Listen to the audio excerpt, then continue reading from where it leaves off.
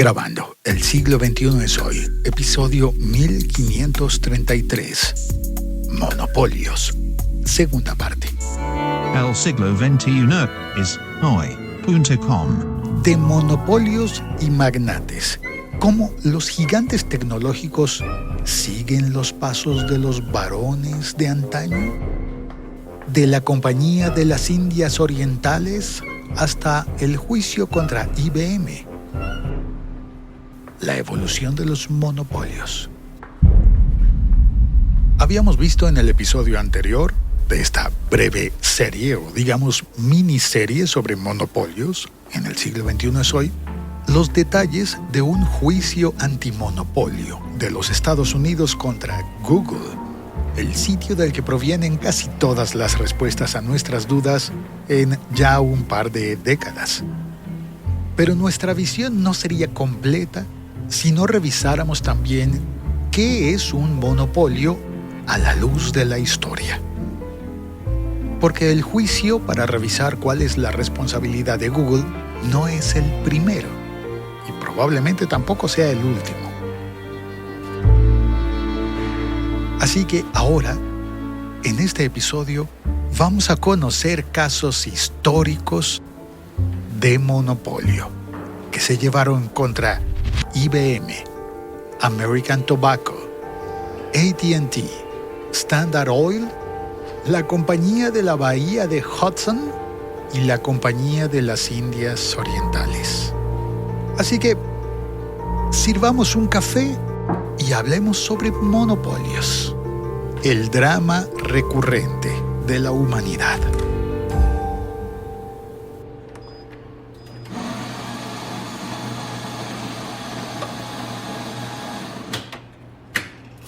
Soy Félix Riaño y te doy las gracias por escuchar El siglo XXI es hoy, por activar la campanita de las notificaciones en esta aplicación en la que estás escuchando y por compartir el episodio con tus amigos y familiares. Arranquemos entonces con el caso de la Compañía de las Indias Orientales. Las Indias Orientales.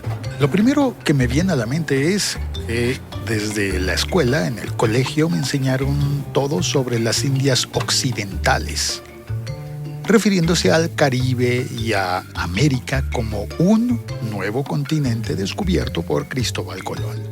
Un nuevo continente, aunque ahora, con la preeminencia de los Estados Unidos al llamarse América, pues todos hemos aceptado que no hay una sola América, sino que habría tres, por lo menos. Más aún, hablamos de las Américas y el Caribe, que serían las Indias Occidentales. Quizás por la confusión histórica de que Cristóbal Colón y su expedición creían haber llegado a las Indias. Eso nos dijeron. Oye, sí, yo no había pensado por qué en plural las Américas, bueno, ya lo acabo de decir, y las Indias. Damas y caballeros, mi troll interior, que me ayuda, Eso ayuda muy bien. a desfacer entuertos que se presentan en los episodios del podcast El siglo XXI es hoy. Ah, qué quijotesco eso de desfacer en tuertos. Pero espero que la historia de las Indias Orientales no sea tan antigua como el Quijote. Pues fíjate que sí. Es justo por la misma época en la que se publicaba la primera parte de El ingenioso hidalgo Don Quijote de la Mancha, 1605. Pero convengamos con que cuando se hablaba de las Indias Occidentales, pues también requería hablarse entonces de unas Indias Orientales, refiriéndose a las regiones de Asia, particularmente alrededor de la India, el país, que fue la zona en la que operó la East India Company, con su monopolio de comercio, el epítome histórico del monopolio corporativo. Espérate. Epítome. Déjame googlear qué carajos es epítome. Ok, vas a googlear. Después de lo que dijimos en el episodio anterior sobre Google, y tú vas a googlear. Se vale, muy bien. Ok, Google, ¿qué es epítome? Aquí está la definición de epítome. Resumen de una obra extensa en el que se exponen las ideas o las nociones fundamentales del tema que trata esta. Bueno. La verdad es que quedé igual. Vale, si tenemos establecido que hablamos de una época en la que la humanidad no sabía dónde carajos estaba la India, Dijo carajo. perdón, la humanidad no sabía dónde diantres estaba la India y cuántas Indias había, y entonces hablábamos con esa confusión de Indias orientales y occidentales, y posiblemente la humanidad tampoco conocía bien la diferencia entre un estado y una compañía. Pero, ¿cómo no se va a saber la diferencia entre un estado, o sea, un país, ¿no? A eso te refieres. A un país con gobierno. Correcto. Estamos hablando de los años 1600, Yo me sé esa canción. en el siglo XVII. Los años 1600. Espérate, no me salen las cuentas. El comercio transatlántico de esclavos estaba en auge y muchos países europeos estaban involucrados en la captura, transporte y venta de esclavos africanos en las Américas O sea, en las Indias occidentales. y en otras partes del mundo como el Imperio Otomano, y en Asia también existían formas de esclavitud. ¿Y eso de la esclavitud lo dices porque tiene que ver con el monopolio? Estamos poniendo contexto histórico. Ya vamos para allá. Pero espérate, no puedes avanzar sin explicarme primero por qué dijiste que siglo XVII y años 1600. Eso no coincide. Sí, entiendo la confusión, pero la forma en la que se cuentan los siglos se saltó el siglo 0. El siglo 1 arranca en el año 1 hasta el año 100. Claro, siglo I, año 1. El siglo 2 empieza en el año 101. Entonces, Año 201, siglo 3. 401, siglo V.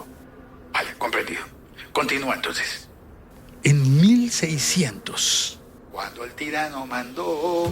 siglo XVII, unos empresarios ingleses se reunieron con la reina Isabel I de Inglaterra para pedirle un favor. Querían que les cediera el monopolio del comercio con la India. Para el momento, las Indias orientales.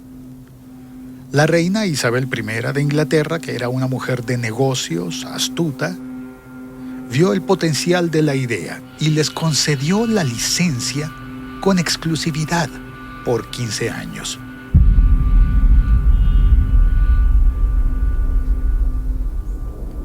Espérate. ¿Estás queriéndome decir que una reina Isabel le dio permiso a una compañía de ir a colonizar unos territorios y tener la exclusividad del comercio allí, en las Indias orientales? Sí, es lo que estoy contando. Pero esa no era la historia de la reina Isabel de España en 1492. Muy parecida a la historia, ¿verdad? Pero con la reina Isabel de Inglaterra. Y una expedición que no iba a descubrir territorios, sino a crear un monopolio. O sea que ya se sabía que eso era un monopolio. La primera idea que surgió fue tener una licencia de exclusividad por 15 años para crear una empresa comercial, una compañía, regulada por Inglaterra, en la que cada miembro de la compañía arriesgaba su propio capital en una empresa legalmente constituida con membresía no restringida. O sea que eso significa que era un monopolio. Significa que era una compañía, una sociedad. La palabra monopolio en realidad viene del griego monos, que significa uno, y polios, que significa derecho de venta. En latín se diría monopolium, y se utilizaba desde la época del Imperio Romano. Es decir, el imperio latino, los que hablaban latín. Exacto. Por eso se habla de Latinoamérica, refiriéndose a los países de América que hablan lenguas derivadas del latín, que son muchos más países y muchas más personas que los que hablan lenguas anglosajonas, o sea, los angloamericanos. Mira que voy aprendiendo cosas en este episodio. Volvamos al Imperio Latino. cuando los gobiernos utilizaron monopoliums para mantener el control sobre los precios y la oferta de ciertos bienes muy importantes por aquel entonces y todavía, como el trigo y la sal. Como monopolios comerciales fueron comunes en Europa en la Edad Media y en la Edad Moderna, para controlar el comercio con otros países y obtener beneficios económicos. Ok, es preciso el caso de la compañía esta de Indias Orientales. Se crearon compañías para tener el monopolio del comercio de especias, té y otros productos exóticos llevados hacia Inglaterra desde Asia y las Américas, que en el despiste geográfico de por aquel entonces eran Indias Orientales e Indias Occidentales. Avancemos con la Compañía de Indias Orientales, que tuvo la exclusividad por 15 años y en un abrir y cerrar de ojos pasaron ya varios años en los que funcionaba como una empresa comercial regulada, con socios capitalistas de la empresa. Para 1612 se fue transformando en una sociedad anónima, con acciones. Los comerciantes ricos y los aristócratas de Gran Bretaña tenían acciones en la compañía, que era una empresa privada, es decir, el gobierno inglés no tenía acciones. El gobierno de Inglaterra solamente ejercía un control indirecto. Indirecto. Ok, comprendido. Empresa privada, Compañía de las Indias Orientales. Que fue creciendo hasta convertirse en una de las empresas más poderosas del mundo, al punto de llegar a tener su propio ejército, su propia flota de barcos y su propio gobierno. Momento. ¿Estarás queriendo decir de pronto su propia gerencia? ¿Con un CEO? Su propio gobierno. La Compañía de las Indias Orientales estaba encantada con su éxito en los primeros años de ese siglo XVII. Podía fijar los precios de los productos que importaba y exportaba entre las Indias Orientales y la Gran Bretaña. Y no tenía que preocuparse por la competencia, porque nadie más tenía permiso de la reina Isabel de Gran Bretaña para comerciar con la India. Eso le permitió obtener enormes beneficios. Vale, comercio entre India e Inglaterra. Ahí vamos. Pero, como dijimos antes, la geografía no se le daba muy bien a la humanidad por aquel entonces. De manera que cuando se hablaba de las Indias Orientales, la Compañía Británica de las Indias Orientales, pues empezó a comerciar con té, bebida que, como sabemos, se hizo enormemente popular en Inglaterra. Pero el comercio se hacía con China. O sea, Indias Orientales era todo lo que esté por allá.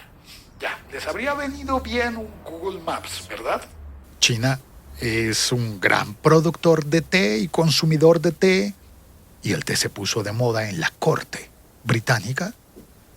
Y el importador de té, en modelo de monopolio, era la Compañía Británica de Indias Orientales.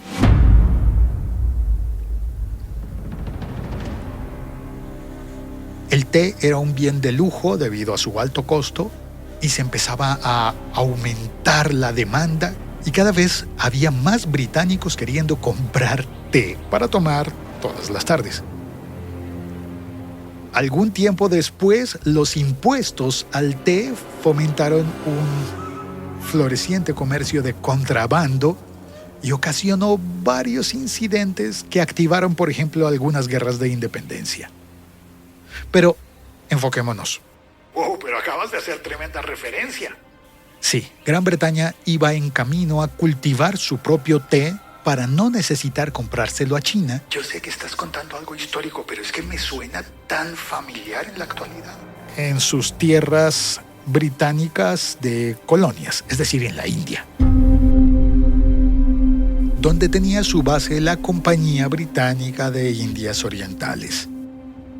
La empresa que estaba explotando a los trabajadores indios. Oye, un momento, ¿tienes pruebas de eso? Lo dice la historia.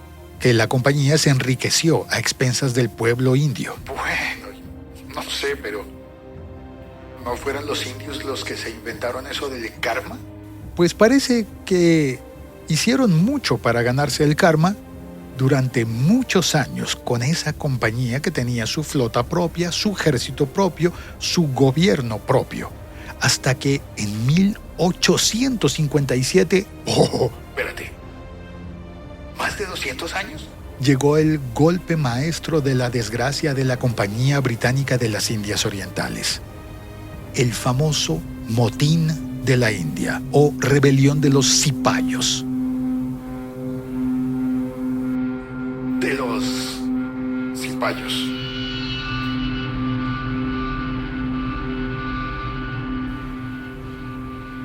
Eran soldados indios en el ejército de la compañía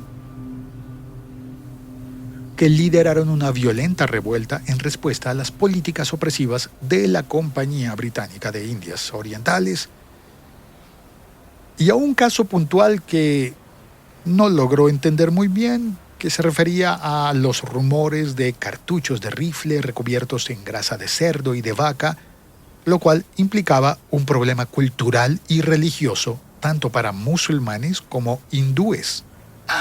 Por lo que los hindúes consideran a las vacas sagradas y los musulmanes no comerían cerdo y no tocarían cerdo. Exacto. Los musulmanes no comen cerdo, lo tienen considerado como prohibido o haram según el Islam.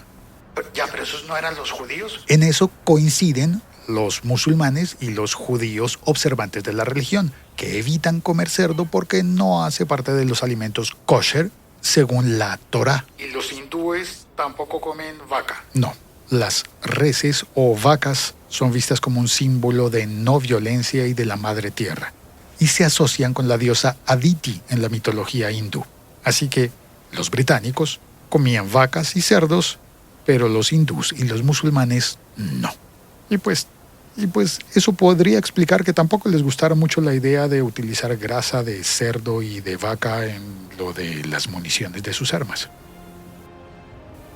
El resultado es que 1857 fue un año de enfrentamientos y de desastres que hicieron que las autoridades británicas se rascaran la cabeza y entendieran que quizás habían permitido que esa empresa, la Compañía Británica de las Indias Orientales, se saliera un poco de control.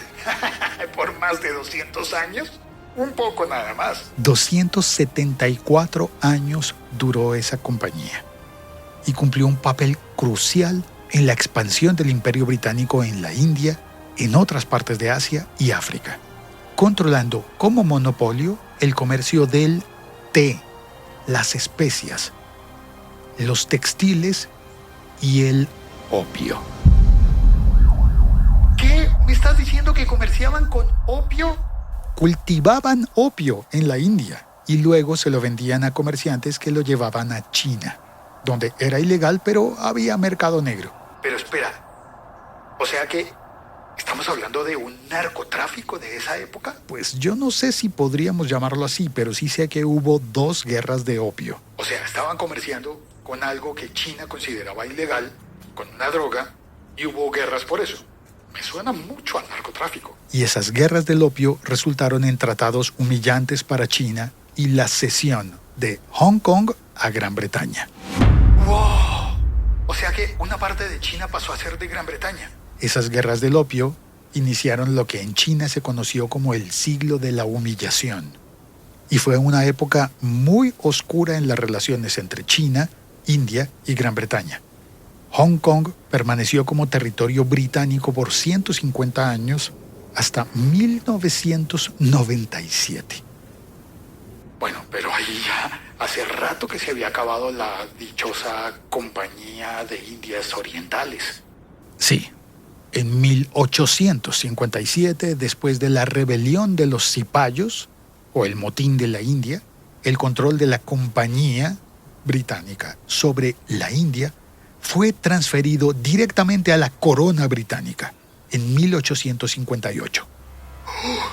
Ahora entiendo. O sea que la colonia británica sobre la India durante todo ese tiempo fue ejercida solo por el gobierno de la empresa de la Compañía Británica de Indias Orientales.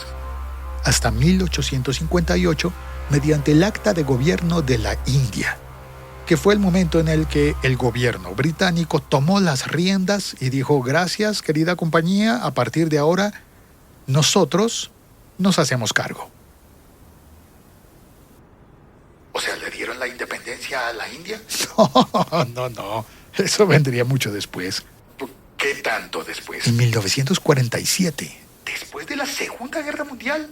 Oye, pero eso del Imperio Británico entonces fue enorme y larguísimo. Y raro, porque era como una concesión comercial sobre el comercio de la India, pero en la práctica era concesión comercial para gobernar la India.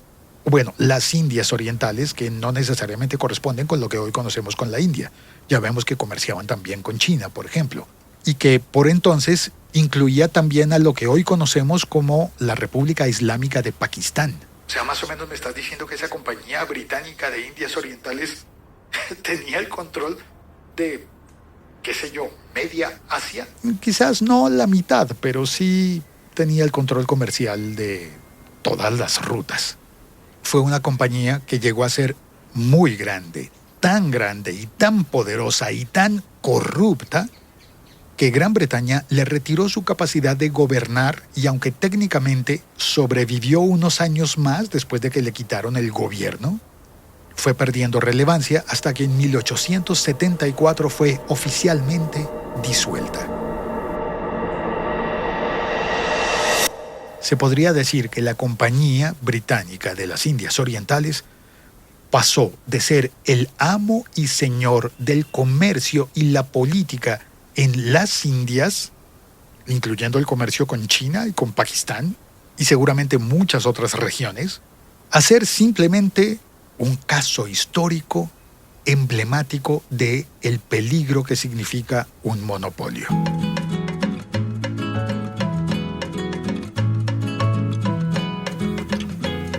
Vamos a hacer una pausa y al regresar tendremos la historia de IBM y la demanda interminable.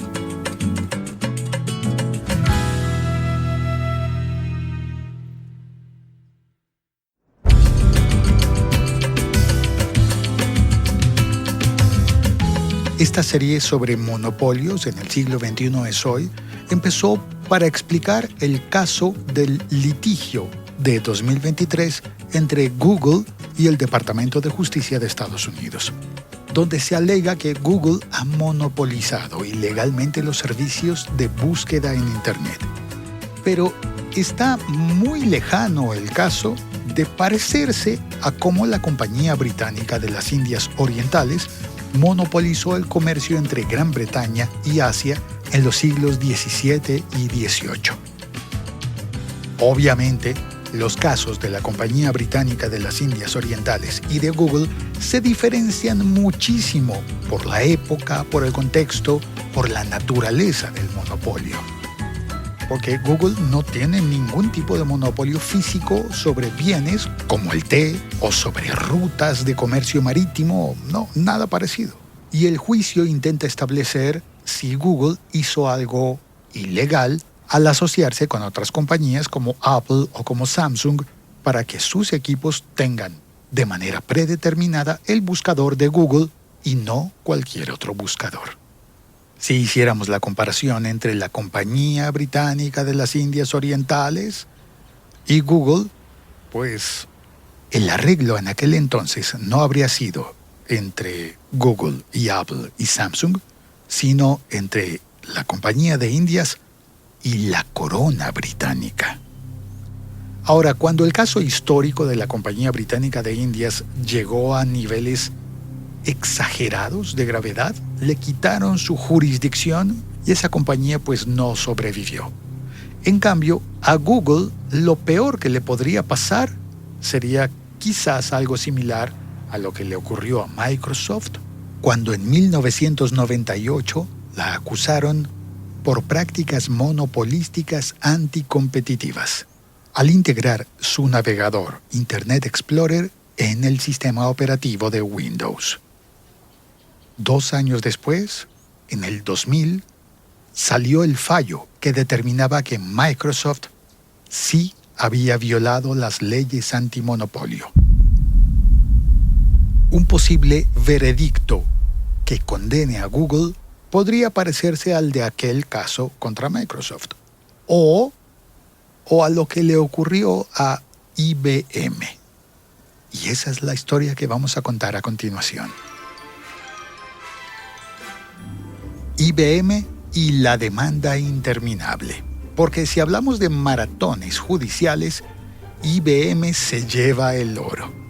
Se enfrentó en 1967 por un drama relacionado con cómo hacía IBM para sacar a la competencia del juego, para ser la única gran fábrica de computadoras. Ese caso se convirtió en la serie más larga del universo legal. 13 años de juicio. Y en aquel momento, el ganador del juicio fue, probablemente tú ya lo sabes, pero para quienes no lo saben, no arruinemos la sorpresa. Contemos la historia completa, desde el gran inicio. Allá por 1911, se fundó la Computing Tabulating Recording Company, CTR. Más tarde, en 1924, alguien en la empresa dijo: necesitamos un mejor nombre, que no sean solamente 3 letras. Y la gran y brillante idea fue ponerle International Business Machines, IBM, otra vez 3 letras. Y venía una época de peligros. Llegaba a los Estados Unidos el auge de la Gran Depresión, aquella época en la que todos los negocios cayeron, la bolsa de valores hizo crack, se cayeron las acciones, las empresas tuvieron que despedir a muchas personas y eso terminó impactando a todo el mundo, pues IBM por ese entonces estaba ocupada vendiendo máquinas tabuladoras. Espera, vas muy rápido. ¿Máquinas tabuladoras? Sí, tuve que googlearlo. Mentiras, hice 2 búsquedas, una en Google y otra en Bing. Las máquinas tabuladoras fueron dispositivos mecánicos o electromecánicos que IBM desarrolló para ayudar en la recopilación y procesamiento de datos, por aquella época muy temprana. Las tabuladoras IBM utilizaban tarjetas perforadas para registrar y almacenar información. Los datos se codificaban perforando agujeros en posiciones específicas en las tarjetas, que luego se leían y se tabulaban mecánicamente. Se utilizaron para procesar datos en censos de población, en gestión de recursos gubernamentales, contabilidad y nómina de grandes empresas, y estaban ayudando en esos primeros momentos de la historia de la automatización. Algo que resultó muy importante, en especial durante la Gran Depresión, porque las empresas y los gobiernos, como el de Estados Unidos, necesitaban ser más eficientes, con menos recursos. Es decir, necesitaban automatizar. Mira tú, como si necesitaran inteligencia artificial. Lo que ocurrió entonces es que, mientras casi todo el mundo estaba sumido en la Gran Depresión, IBM prosperaba, porque crecía la demanda de esas máquinas tabuladoras. El líder de la compañía era Tom Watson Sr., que en tiempos difíciles logró hacer que la empresa le fuera bien, logró mantener a los empleados a toda costa. De manera que mientras otras compañías despedían a sus empleados, IBM los mantuvo e incluso logró crecer. Sobrevivieron a la Gran Depresión económica hasta que llegó la Segunda Guerra Mundial.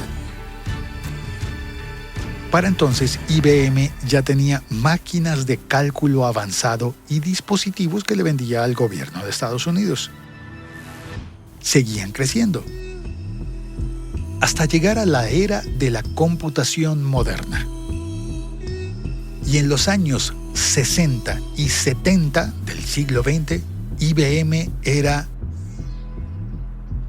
digamos que era el tipo grande en el patio, el grandulón, en el negocio de mainframes, computadoras de gran tamaño, enormes y muy potentes, diseñadas para manejar y procesar grandes cantidades de datos de forma rápida y eficiente. Computadoras que en ese momento necesitaban ser realmente gigantes y que tenían que ser IBM. ¿Dónde más vas a comprar una computadora? En IBM. Con alta capacidad de procesamiento, confiables, seguras y utilizadas solamente por grandes organizaciones, instituciones financieras, bancos, compañías de seguros y gobiernos. IBM había introducido el primer mainframe, que se llamó el IBM 701, en el año 1952. O sea, primero fue el mainframe de IBM y después llegó Elvis Presley a cantar. IBM mejoró sus mainframes, creó el System 360 y el System 370. Dominaban el mercado. Cualquier empresa que quería procesar datos en ese momento necesitaba a IBM. Nadie podía competir con IBM. Y entonces fue cuando llegaron las acusaciones. Con cada gran poder viene un montón de gente quejándose de ese poder. En 1969, justo cuando el Apolo 11 llegó a la Luna. El mismo año del Festival de Woodstock, el año en el que se acabaron los Beatles, el año de la Guerra de Vietnam. En ese momento, el Departamento de Justicia de los Estados Unidos pensó que IBM era demasiado grande y presentó una demanda antimonopolio. 1969. Bajo la ley Sherman Antitrust, antimonopolio, alegando que IBM intentaba monopolizar el mercado de las computadoras digitales de propósito general. Palabra clave. Ley Sherman Antitrust fue promulgada a finales del siglo XIX, 1890. Fue la primera medida tomada por el gobierno de Estados Unidos para combatir a los monopolios y otras prácticas comerciales restrictivas. Al final del siglo XIX, la economía de los Estados Unidos experimentó un rápido crecimiento industrial. Se formaron grandes corporaciones y trusts, entidades que empezaron a dominar sectores enteros de la economía. Claro, por aquel entonces no se hablaba de informática, no se hablaba de ciencia de datos, pero la economía se movía y las empresas grandes eliminaban la competencia y ejercían un control sobre los precios y las condiciones del mercado. Entonces, un senador de Ohio, John Sherman, presentó la ley como su principal autor y defensor.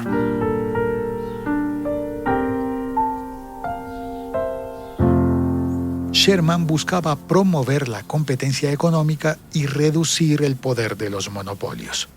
Se empezaba a pensar en proteger a los consumidores y a los pequeños empresarios. La ley Sherman de los Estados Unidos prohíbe los acuerdos y conspiraciones que restrinjan el comercio y establece castigos para los que intenten monopolizar cualquier parte del comercio o de la producción. Luego, esa ley se fue ajustando y actualizando en 1914 con la ley Clayton y la Ley Federal de Comercio. Esas leyes se aplicaron en casos memorables, como el caso de Standard Oil, el conglomerado del petróleo. Hagamos un paréntesis en nuestra historia para contar qué fue lo que ocurrió con la Standard Oil Company.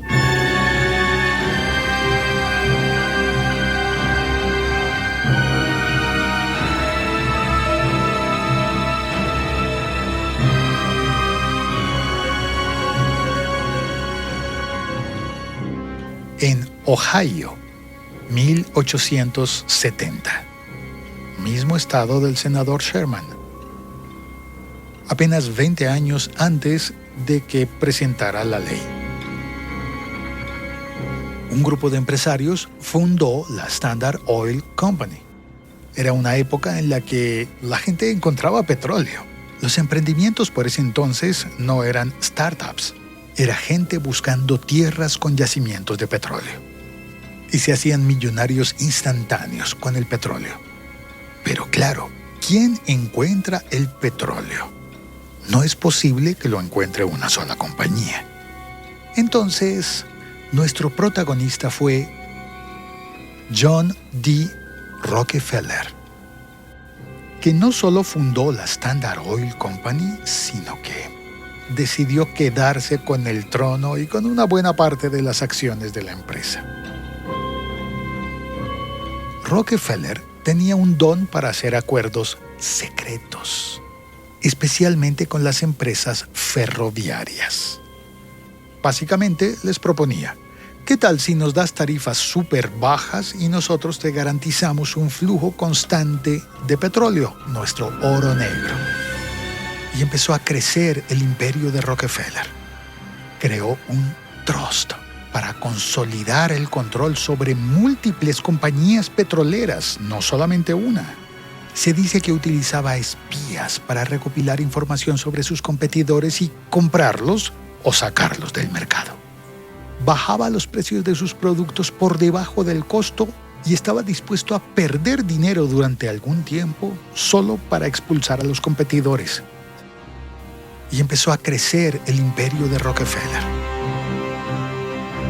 Pero, como en todo imperio, comenzaron las grietas. Las pequeñas y las medianas empresas del sector del petróleo empezaron a entender que había acuerdos entre la Standard Oil y los ferroviarios. Para 1911 ya existía la Ley Sherman y se aplicó en el juicio contra la Standard Oil Company. La Corte ordenó la desmembración de la compañía y de una gran Standard Oil Company salieron 34 empresas independientes. Algunas de esas se convirtieron en grandes e importantes en la industria del petróleo y nos sonarán familiares. Por ejemplo, ExxonMobil y Chevron. 1 para la Ley Sherman, 0 para Standard Oil Company. En 1911, Estados Unidos contra American Tobacco Company.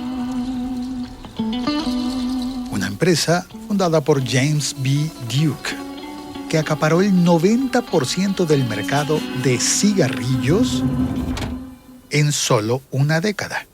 La compañía de Duke se adueñó de todo el tabaco que pudiera encontrar, con tácticas similares a las de su antecesor. Precios bajos para eliminar a los rivales y cuando ya no hay competencia, ¡zas! Él tiene el 90% del mercado y entonces sube el precio hasta donde quiera. Y si aparecía una compañía que fuese rival, bajaba los precios hasta que fuera insostenible para su competidor. Los sacaba del mercado, los ponía al borde de la quiebra, los compraba y una vez siendo el dueño de nuevo del 90% del mercado, pues volvía a subir el precio. Quien quisiera fumar por aquella época tenía que pagar lo que la compañía American Tobacco quisiera. Pero también hizo acuerdos secretos con otras partes de la cadena de suministro, agricultores, vendedores, hasta lograr dominar toda la cadena de producción. Una vez más, la Ley Sherman Antitrust ordenó el desmembramiento de la American Tobacco en varias entidades independientes. No se podía concentrar todo el mercado en una sola compañía.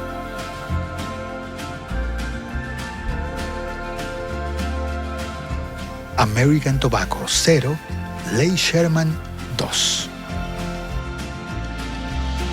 Pero volvamos a 1969. La Ley Sherman buscaba su tercera gran victoria. Los Estados Unidos contra IBM. Vamos a hacer una pausa y al regresar tendremos el resultado final. Sabremos cómo terminó el caso contra IBM tras casi 13 años de juicio.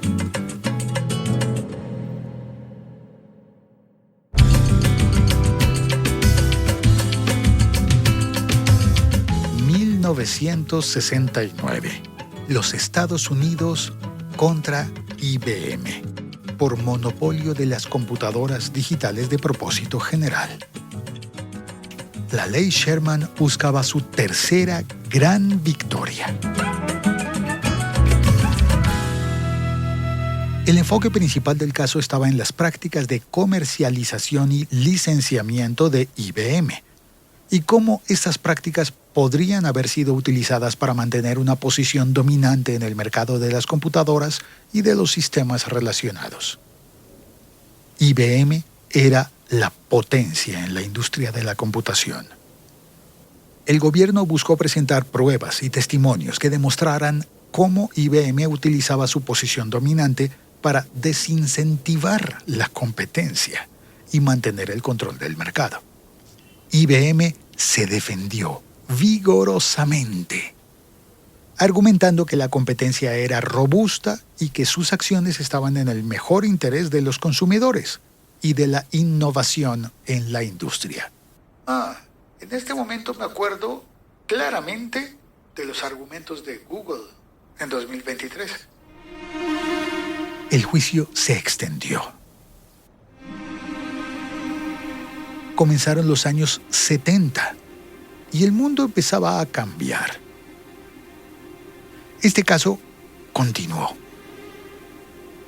y completó casi 13 años, hasta que al final, el 8 de enero de 1982, apenas unos meses antes de que saliera el disco de Michael Jackson, Thriller, el caso fue retirado. El asistente del fiscal general, William Baxter, declaró que el caso no tenía mérito y retiró los cargos. ¿En serio? ¿Casi 13 años de caso para que terminaran retirando los cargos? Miles de horas de testimonios, más de 950 testigos, decenas de miles de exposiciones que habían transcurrido durante esos casi 13 años de juicio. Pero, a pesar de que retiraron los cargos, hubo procedimientos posteriores que se centraron en cuestiones de recusación y procedimientos de despido. En mayo del 82, IBM entregó al tribunal una declaración jurada solicitando que el tribunal se recusara a sí mismo de participar más en ese procedimiento. O sea, fue como una contrademanda en la que IBM argumentó que el juez de aquel entonces tenía un sesgo personal y prejuicio en contra de IBM, que se había excedido en sus poderes legales y constitucionales y que tenía conflicto de intereses. Legalmente fue un caso memorable para los Estados Unidos, por la duración del juicio, por los recursos legales y las tácticas utilizadas. IBM salió victoriosa. Bueno, pues victoriosa, digamos que hasta que hizo un negocio con Microsoft. Bill Gates y su compañía Microsoft vieron lo que el gigante IBM no había visto: el futuro. Porque hasta ese momento el negocio era vender computadoras. ¿Quién podía querer tener un sistema operativo si no era el dueño de las computadoras? Eso habría sido como ser el dueño del terreno, pero tener que comprarle la casa siempre a IBM. Pues estaban acostumbrados a que solo ellos podían fabricar las computadoras que el mundo iba a querer comprar, que las empresas y el gobierno iban a querer comprar. Computadoras personales, muy poca gente creyó en ese negocio inicialmente. ¿Ser el dueño de un sistema operativo y no de la fábrica de computadoras? Ese fue el riesgo que tomó Microsoft. Apostó a que habría más fabricantes. Y bueno, el tiempo y la historia nos mostró que Microsoft ahora es mucho más grande que IBM y que incluso IBM tuvo que dejar el negocio de la fabricación de computadoras. Y ahora son de Lenovo, ¿verdad? Actualmente IBM se dedica a los servicios, software y recientemente también a la inteligencia artificial con su querido Watson, nombrado así por aquel gran líder de la compañía en los primeros años. Cambia la tecnología, cambian las industrias, pero el drama de los monopolios persiste. Y si en algún momento pareció que IBM era Goliat y que Microsoft había sido David, algunos años después era Microsoft quien iba a afrontar un juicio antimonopolio. Pero creo que esa historia vamos a guardarla para el siguiente episodio de esta miniserie de monopolios.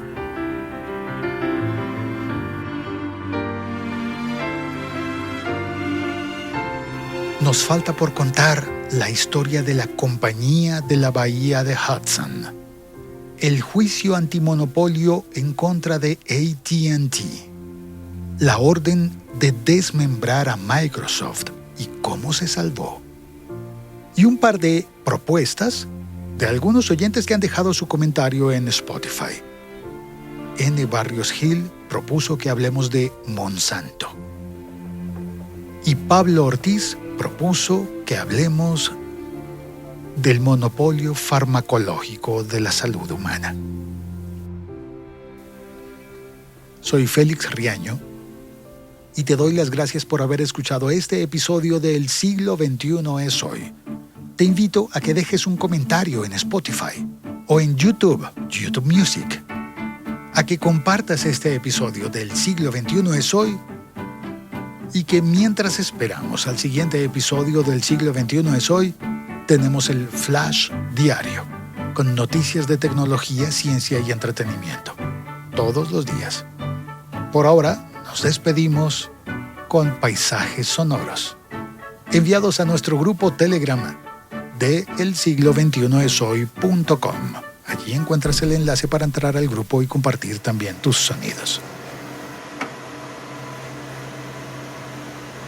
Este es el plotter HP de impresión en vinilo de Carlos Fernando Vázquez.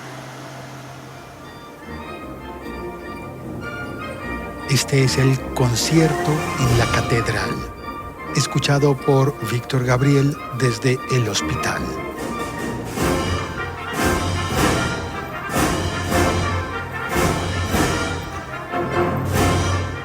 Si no me equivoco, esto es en Málaga, Andalucía.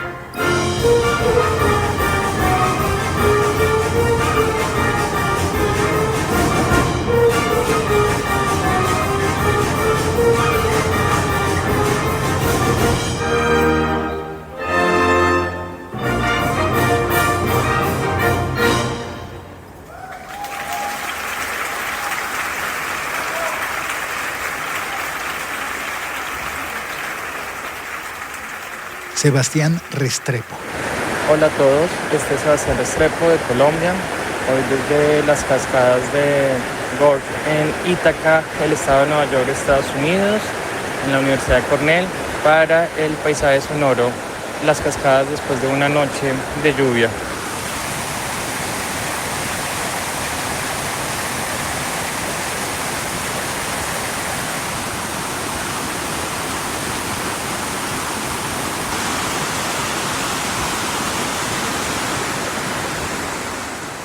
Bogotá lluviosa, compartida por David Romero.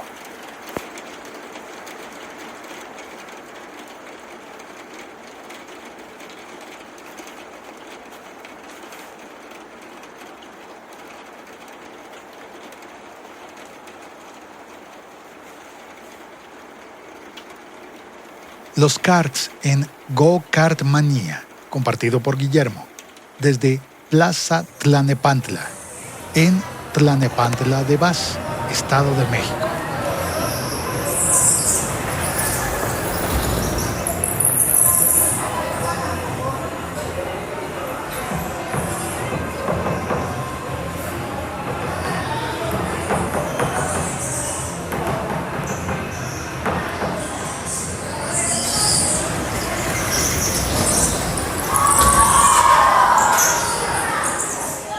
y este es el vendedor de mote May en Chile.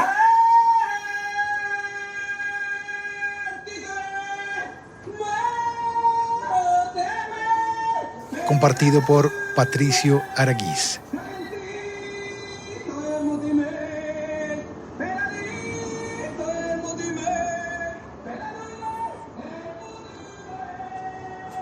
Gracias por escuchar.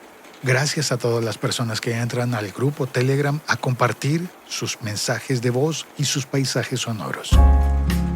Chao. Cuelgo. El siglo XXI es hoy.com.